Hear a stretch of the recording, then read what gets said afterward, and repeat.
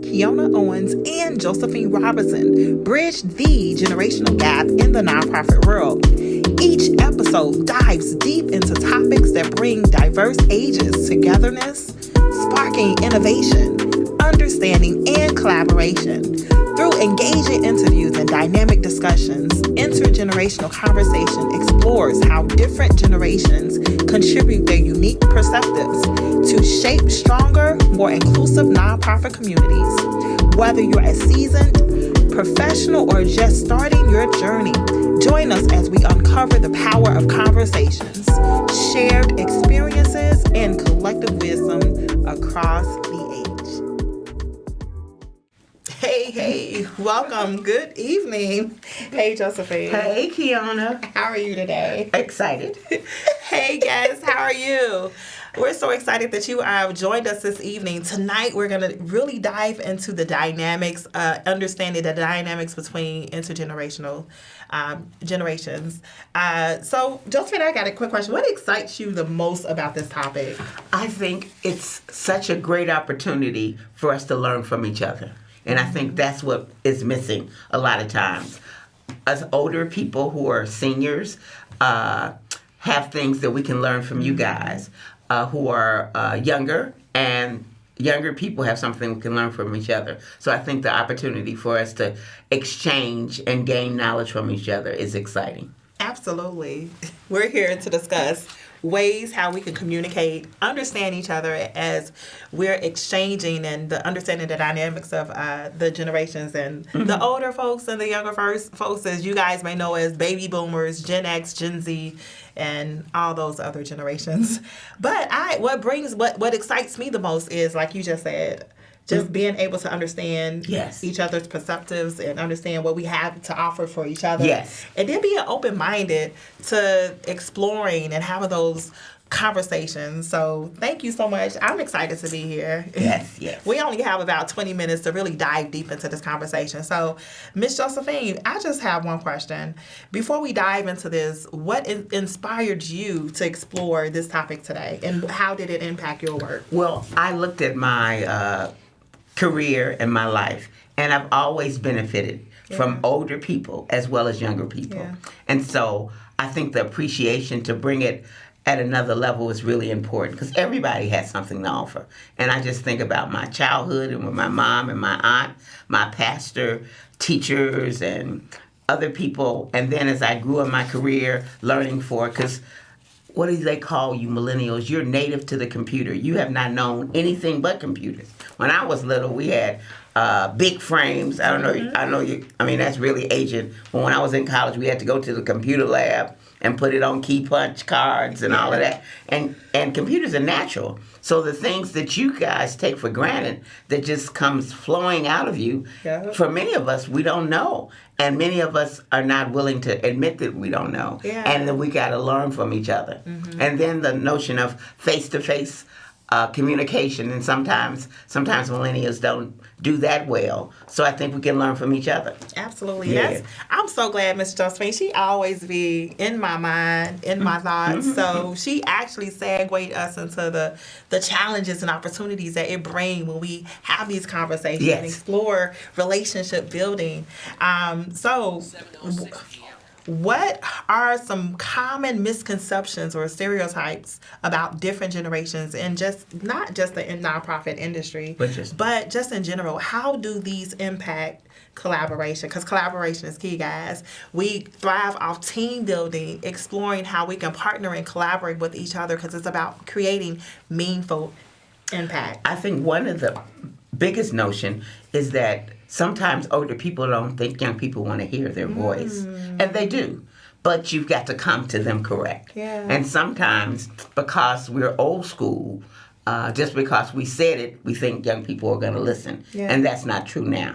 But if you genuinely come with respect and love, people will hear what you say and pay attention. And the same thing with younger people. Older people are open to you, but you got to be patient with them and understand that their life experiences are different. And I think that's the biggest thing, is that people don't want to, people say, well, I hear this all the time, young people don't listen. Yes, they do. But if you come to them as if you're lecturing them and telling them, well, I know more than you do. And in some ways you do, but you got to come up. And the same thing with young people. Those of us that, and I use ignorant in the most traditional way, people lack knowledge and they don't know they don't know. Yeah. And so they don't even, and so they get a little concerned and get a little timid about admitting that they lack knowledge in certain areas. Yeah, and that's what it is. Because, like, when you're creating a team that you want to thrive, it's all about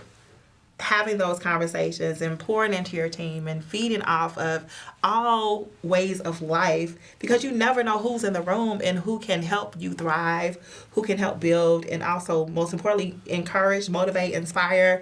And listen, sometimes we speak too fast and we don't just be patient enough to listen. So, and I think one of the things, and we talked about it a little bit earlier, when you're doing things in the community, and especially in communities that might appear to have challenges, you don't know who's in the room with you. And I went to a meeting between our two shows, and there was an expert in EPA, and it was an African-American senior woman. Wow. And you never would have thought.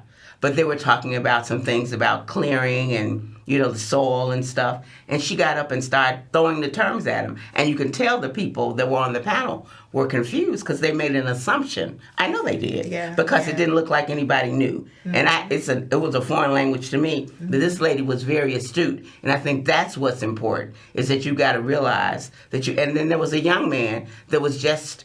who looked like... He was just one of the young people that was in the audience. He was very astute. So you got to be very careful of not looking at people and what you see and assuming that they don't have the knowledge base, because they do. Because people don't, people in the community don't wear their knowledge base on there. They don't say, I've worked in EPA for 30 years, or I've got a PhD in chemical engineering and I live in the community. You don't know. So you got to be very careful, and I think that's the big thing. And you brought up a great point, and I'm glad you said that, because sometimes we become biased or we judge people based upon how they look. And like today's generation, we don't wear like what the traditional clothing or attire or business attire that we used to, like the baby boomers used to wear. Like the millennials come to work comfortably. So yes, I agree with that. But what I really love, and I wanted to talk about opportunities as far as creating opportunities between both generations, your generation and mine. What strengths does each generation bring to the table that can enhance nonprofits or just any organization or any entity efforts? I think the strengths is that many baby boomers were first generation college, and they experienced some things, and they lacked the knowledge, but they had to figure it out on their own a lot of ways, because their parents, my mother was excited about me going to college, but she had not a clue of what that meant. And so I was fortunate I had people in my church and in my school. But one of the things, many of you that are millennials, you've been able to have parents that have been to college, and it's kind of what seems like it's a given is not a given. And I think that that's what's important, is that to share both and what you mean. Because I'll share experience. One of person I know, his parents didn't know that you didn't have to leave the person at the gate when you went to college. Most colleges, when you go away, they got big, wonderful, welcoming kind of arches. Well, his parents thought you couldn't go inside because nobody had told him. So they dropped him off at the front gate. Wow. But now, if you've been to college, I know that you can take them to the room and you can unpack their stuff and you can do a variety of things. So I think just those kind of things, experiences, and given what happened, we were really beneficiaries of a lot of the civil rights legislation and the things that Dr. King. And baby boomers were the first generation that really had an opportunity to go to college. That before you were very limited in terms of where you can go, and we had a lot of variety. So I think that that's it. And I think that the millennials sometimes, unless you have conversations with millennials or Gen Xers, things that seem to be given are not necessarily given because they didn't always exist. Well, first of all, thank your generation for creating that pathway for us, because had it not been for your generation to be the first people to put those legislations in place, we would not have those opportunities that we have today. So thank you. We have the opportunities where our families can, like you mentioned, explore and create those memories as far as just dropping a child off at school. And you can choose to live anywhere you want. And I tell people, I'm free to live where, and I love living in the community, but I have friends that love to live outside. That doesn't mean they love the community less. And I think that's what happens sometimes in our community. We develop these silos. Well, because you don't live in the community, you don't love the community. That's not true. Because many people that, for a variety of reasons, don't physically live, their heart and their soul is in the community, and they've been nonprofits and they've worked and had a variety of things. And I think we've got to kind of let those barriers down and appreciate what all of us bring to the table. Yes, all of us appreciate, value, and explore those conversations. Last month we actually talked about mentorship, you know, the importance of mentorship, the impact of having a mentor, someone to pour into you, and the different dynamics of that. And that's exactly what we need. Yeah. Well, I had a conversation with a pastor, and he said, well, these young people, I said, what you got to do is you got to reach out and find some mentees. Yes. Because sometimes people, if they don't feel comfortable, they might not come up to you. But if you recognize someone in your nonprofit organization or in your church or your block club or your community organization, and you can see that they've got the will, but they might not feel like they can do with it, reach out to them and you begin to mentor them. And I think that that's what's important, because everybody doesn't, sometimes people feel that people are not approachable. Yes. And for a variety of reasons. But this one young man said he was in a internship and he wanted to be mentored by the CEO. So he decided that he was going to nurture and he now is a successful business owner. But the person that's the CEO is his mentor, even though he was 4 or 5 areas down when he became an intern, but he made a decision. Wow, the levels, creating spaces. And actually, you just answered my question, my next question, which was, how can organizations leverage the wisdom of older generations and the innovation of younger ones to achieve their goals? And you just said he had to create that opportunity for himself and put himself in that space. And the CEO had to be receptive. Yeah. Because he could have said, who is this little fella in high school thinking he's going to have? But he was open to having the relationship, and it nurtured, and the young man was able to have an experience that he wouldn't have had otherwise. Yeah. So I really want to pause right here and talk about building bridges, practical strategies for fostering understanding and cooperation. What strategies have you seen work in fostering better communication between generations? I think being deliberate to develop relationships, taking time to be with people, because I think all of us have the same amount of time, whether you're a billionaire or you have limited resources. So taking time to spend and have conversations with people, I think that's the key.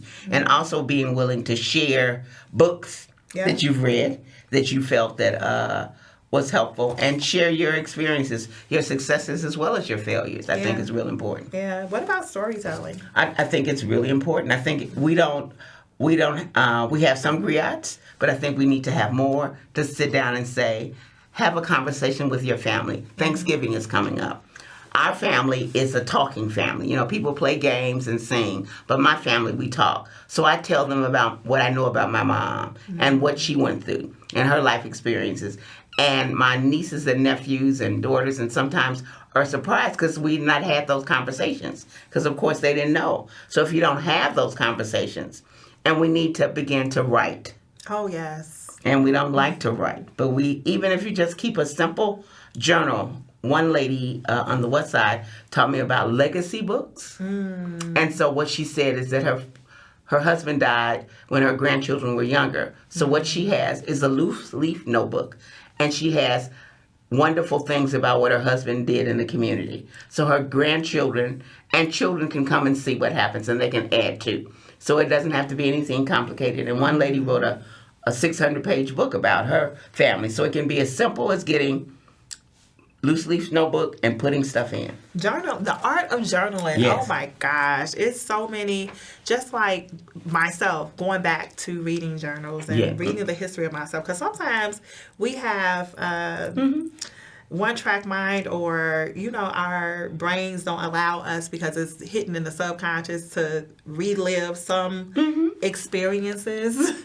So I love going back to my journals and seeing the things that I've overcame, or just having those conversations with my aunts, uncles, and my I miss my grandmother. Yes, Thanksgiving is right around the corner, as Miss Josephine mentioned. So please sit at those tables and have those conversations, because in that moment, you never know how they can pour into you, and you can be receptive and literally understand why you're experiencing what you're experiencing, why you behave the way that you behave, or why you respond in certain situations, because it may be a learned experience or a learned behavior. So, and it might be a part of your legacy. That part. And I think that's what's important, is that we unfortunately equate legacy only with material things, but those immaterial things are so important. Absolutely. So your legacy of your family might be that you're servants and you work in the community. Yes. Whether you are fortunate that you got families that are very well off financially, but they give back to the community. So I think that that's what you want to do, is that and our young people don't feel like, unless they make sometimes, if they don't make a certain amount of dollars, they're not successful. And we've got to look at what success is along the continuum. Oh, that part. Define what is success to you. Don't allow social media to define success. Like Miss Josephine said, success isn't about materialistic things. But success comes in love. Success comes in relationships. It comes in people, currency, like human capital. You can't put a price tag on relationships. Yes. So just having best relationships. Don't ever value or equate success with materialistic things. Yes. I love that. I love that. Let me ask you this question. How can leaders create an environment that promotes mutual respect and understanding?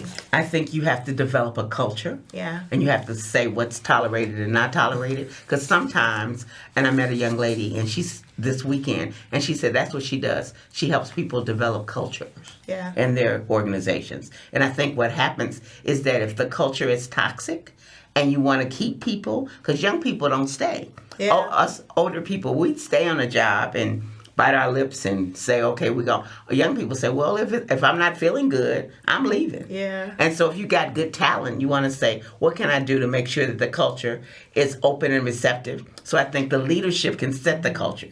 What behavior would be tolerated, and what behavior will be not tolerated. But I think a lot of times people leave. And when they leave and you have the exit interview and you ask them, well, why did you decide to leave? Yeah. Well, da-da-da-da-da. And it was something that maybe you could have, as a leader, corrected. Yep. Correction. Yeah. That is so true. Like correcting the issue, the dynamics of your culture, the organizational culture. I love that. We are almost out of time, guys. We have 5 minutes. I do have 2 more crucial questions that I want to ask. Okay. And then we'll talk about how you guys can share your impact, share how you can stay connected, or we can share how you can stay connected. And most importantly, tune in to our next episode. What advice would you give to the younger individuals who want to make their voice heard in a multi-generational team? Be willing to approach it in a delicate manner. Yeah. Be willing to say, I have something that I think might be helpful. Yeah. And not look at people because they don't have that skill set that you have. So I think on both sides, but I think it's important. And I know what I appreciate about you, and you can share what you do, is that you do respect people who have different skill sets and different levels of commitment. And I think that's what happens, is a lot of times we're not patient. Yeah. We don't listen. And sometimes those of us that talk for a living, we're so used to talking that we don't use our ears to listen enough. Wow, that patience and listening is always coming up in our conversations. My last question to you is, well, actually I have... Yeah. if you had to highlight one key takeaway, well, no, I'm going to save that one for last. What can older generations do to ensure they remain open to fresh ideas and approaches? Just be willing to interact with younger people. Don't become, it's us against them. Yeah. And that's what happens. And society will let that happen. But you have to say, what can I learn? Yeah. Reach out. And even if people don't feel like say, I got an idea. Yeah. Can I share this with you? And I think it's really important. And I think, and what I'd like for you to say is what makes you be receptive when people come to you with new ideas.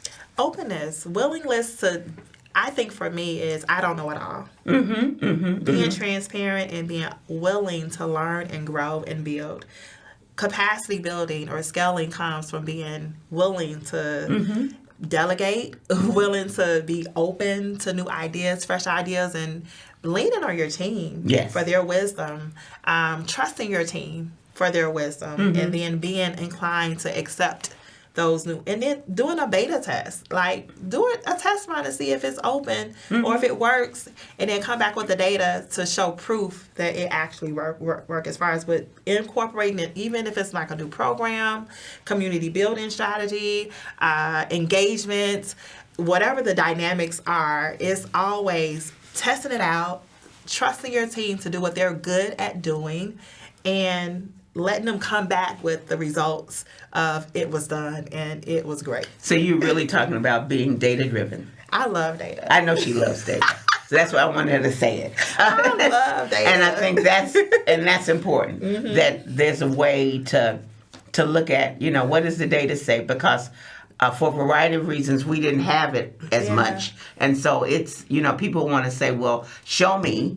And what does the data say about A, B, and C? Or before we could say, well, this is what we felt and we know, and everybody's asking for evaluation and data. So respecting that, and how do you incorporate it so you can do it in different kind of ways to get the information you need to make good decisions? Absolutely. I think we've said it best, like data tells stories, and it also generates resources, funding, and other things. So yes, I love numbers. Yes, she does. So I want to encourage you guys. My one takeaway is from today's conversation is we're all different. The only thing that we need to do is in order to create balance, is to be open, to be receptive and respectful, and to just create that safe space that your team is able to come in, have those conversations with you. And regardless of the age dynamics, be open and willing to accept, grow, and thrive. And you never know what opportunities are created. Just like the gentleman did, he created that space for him to get the mentor, and he got what he wanted. And one of the things I want to say is we have 1 minute. Social media. Reach out to Touch Give Foundation's website if you've got some ideas. If you think some things that we want to talk about. Cradle to Success. We have a Facebook page. You have a Facebook page. Submit some ideas that you think might be around intergenerational issues that you think that you might be interested in us talking about. Exactly. So that's how we'll close out. We want to invite you back to this space.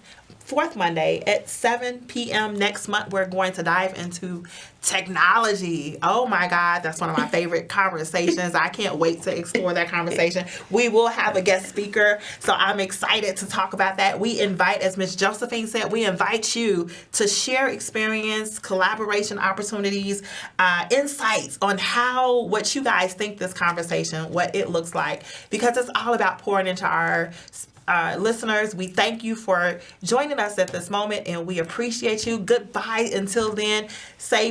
Be safe, enjoy your evening, and most importantly, eat a lot of Thanksgiving food, because I know I will. Enjoy your family. Enjoy your family. Thank you, guys.